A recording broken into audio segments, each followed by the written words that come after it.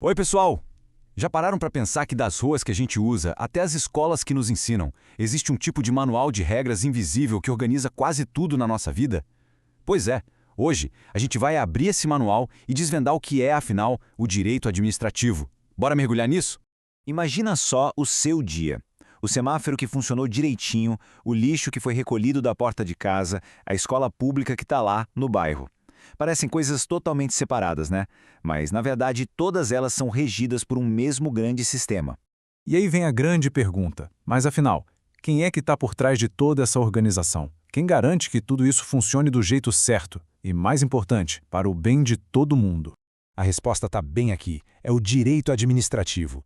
Pensa nele como o guia de instruções do Estado. Ele que diz o que o poder público pode, o que não pode e, principalmente, como deve fazer as coisas para atender ao que a sociedade precisa. Para a gente entender de verdade como esse direito aparece na prática, primeiro a gente precisa conhecer quem são os personagens principais dessa história. Basicamente, temos três atores-chave. O Estado é como se fosse o palco. O governo é o diretor, aquele que decide a peça, tipo, vamos criar um novo programa de saúde. E a administração pública? Bom, elas são os atores em cena, que executam o roteiro. É o hospital que de fato atende os pacientes. A administração são literalmente as mãos do Estado. Só que essas mãos não podem agir de qualquer jeito, não. Elas precisam seguir um conjunto de regras bem claras, quase como um sistema operacional que guia a cada clique, cada ação. E para facilitar a nossa vida, essas regras mais importantes formam um acrônimo bem famoso: LIMP. Cada letrinha dessa é um pilar que sustenta toda a atuação pública. Vamos ver o que cada uma quer dizer. Começando pelo L de legalidade. E aqui tem uma diferença crucial. Para nós, cidadãos, vale a regra de que tudo que a lei não proíbe, a gente pode fazer, certo? Com a administração é o exato oposto. Ela só, e repito, só pode fazer aquilo que a lei autoriza. Isso é uma trava importantíssima para evitar ações arbitrárias. Depois vem o I de impessoalidade. Isso quer dizer que a ação pública não pode ter nome e sobrenome. Ela tem que ser para todo mundo, sem distinção. A ideia aqui é simples: combater o favoritismo e garantir que ninguém tenha privilégios. Agora o M de moralidade. E esse aqui é fundamental. Não basta ser legal, tem que ser ético. Uma ação pode até se encaixar na lei, mas se ela for desonesta, se ela for, errada do ponto de vista ético, ela está violando esse princípio. O P é de publicidade. Significa que tudo que a administração faz tem que ser público, transparente. Afinal de contas, o dinheiro é nosso, né? É um direito da sociedade saber como ele está sendo usado e fiscalizar.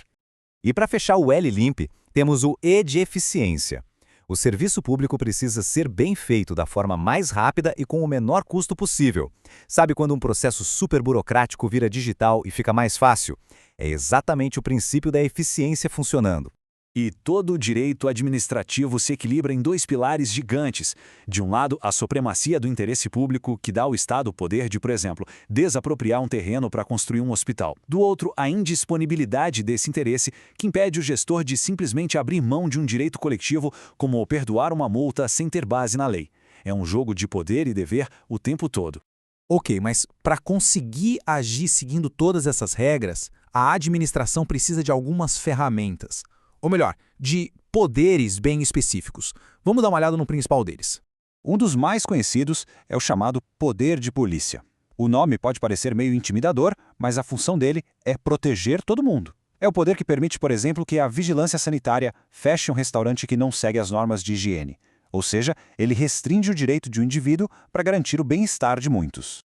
Certo, já vimos quem são os atores, quais são as regras do jogo e até as ferramentas. Agora, que tal a gente juntar todas essas peças num exemplo prático, do comecinho ao fim? A construção de uma escola é um exemplo perfeito. Olha só, tudo começa com a decisão política do governo. Aí a administração pública entra em campo para organizar uma licitação, que tem que seguir à risca todos os princípios: ser legal, impessoal, moral, pública e eficiente. O nosso LIMPE em ação. Depois de assinar o contrato, o resultado final é a escola de pé, prestando um serviço público que beneficia toda a comunidade.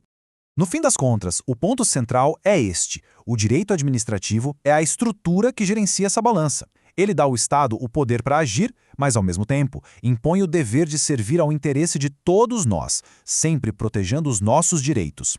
E para fechar, fica aqui uma provocação. Agora, com esse conhecimento, a forma de enxergar a cidade e os serviços públicos pode mudar bastante, né? Cada obra, cada fiscalização, cada serviço que a gente usa, agora tem um conjunto de regras bem claro por trás de tudo. Fascinante, não é?